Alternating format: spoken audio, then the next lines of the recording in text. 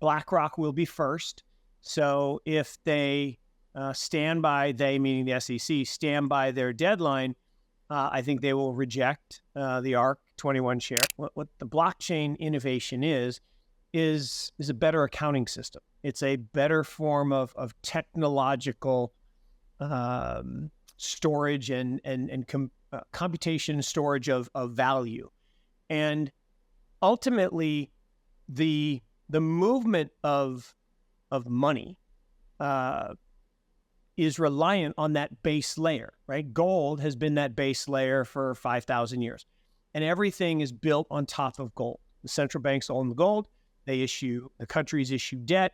They back it with currencies, and that currency is what you and I would exchange, either yen or euros or dollars or whatever. And that system is built on top. So we have gold, Fedwire, ACH, Visa, MasterCard, cash. And the same thing here is Bitcoin now displaces gold as that base layer. It's a digital form of gold. That's the better use case. Now, are there ways to build L2s and L3s and L4s on top of Bitcoin to make it a transactional currency? Absolutely. But that's going to take time. It took decades for the, electrification of money to occur, right? It used to be, we literally had physical stacks of money in safes, in bank vaults, and, we've all gone into old bank vaults, 3-foot thick walls.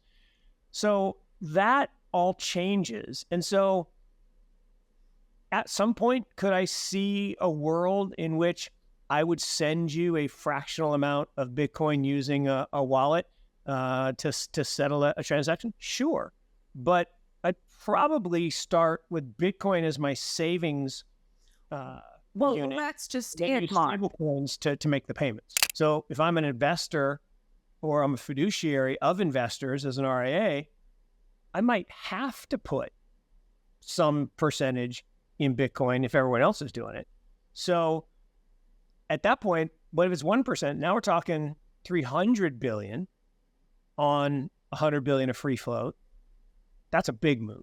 Big, like huge. I stand by my statement that BlackRock will be first. So if they stand by, they meaning the SEC, stand by their deadline, I think they will reject the ARK 21 shares. And full disclosure, we are investors in Amun and 21 shares, so we'd be happy for them to get approval. But I don't see it happening. I really do believe BlackRock will be first. And therefore, there are two, I think, ahead of BlackRock that they either need to push, so extend and pretend, shall we say, or just reject, make them refile and go to the back of the line so BlackRock can be first.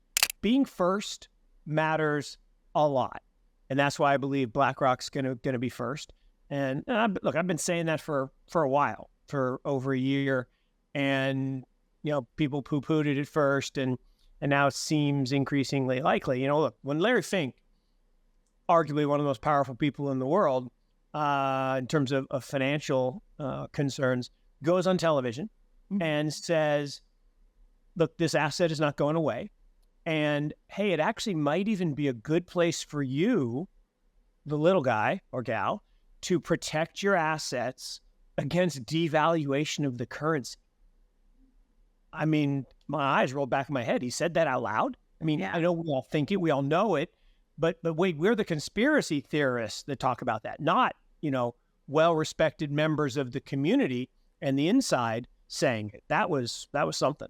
I wouldn't be surprised if it plays out that 21 shares and can't remember the other one that's ahead of them in line, either get pushed or get, unapproved or disapproved.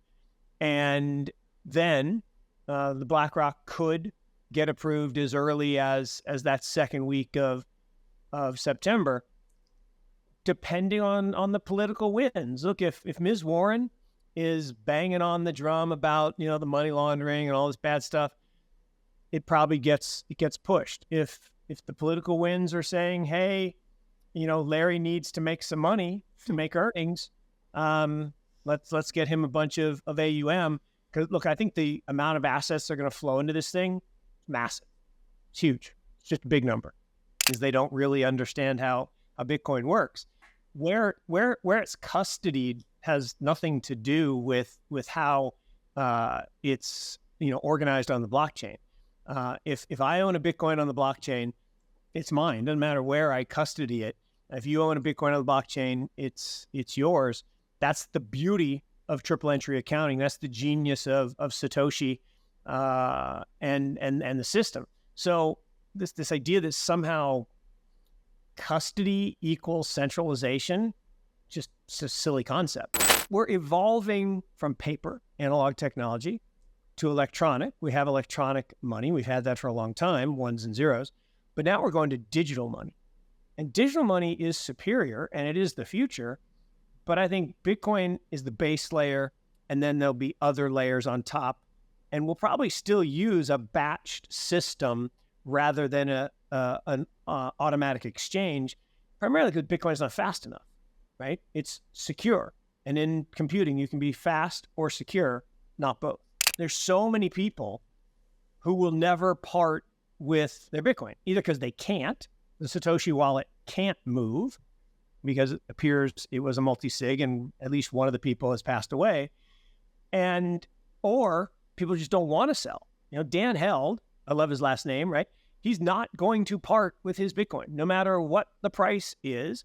So he's just not going to sell. So the free float of the network is really small.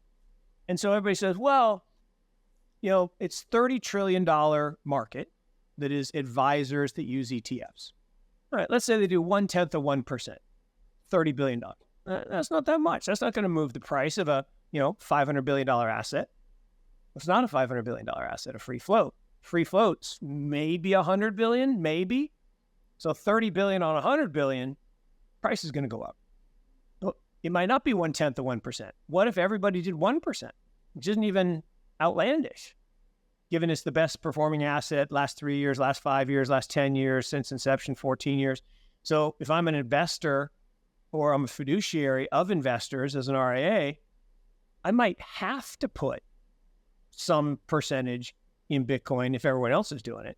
So at that point, what if it's 1%? Now we're talking 300 billion on 100 billion of free float. That's a big move. Big, like huge. What's happening in the crypto market? Let's take a quick look at some recent developments. Then we turn back to Mark Yusko. Bitcoin hugs $29.5 thousand into CPI as odds split over new U.S. inflation spike. Ethereum's top 10 addresses have been accumulating over the last 5 years and currently control 34.6% of the total supply, equivalent to 120.15 million ETH, up from 11.2%. SEC could approve spot Bitcoin ETF within 6 months, says Mike Novogratz. SEC isn't appealing whether XRP is a security, lawyer clarifies. Robert Kennedy Jr. warns how nuclear war between US and Russia would affect you. The AMF unveils revamped crypto regulations in France, aiming for a seamless transition with the broader European MiCA standards. And that concludes an insightful episode of Money Talks. If you enjoyed the video, don't forget to give it a thumbs up and subscribe to our channel for more daily updates. Remember, knowledge is power, and we're here to empower you on your financial journey. Until next time, happy investing.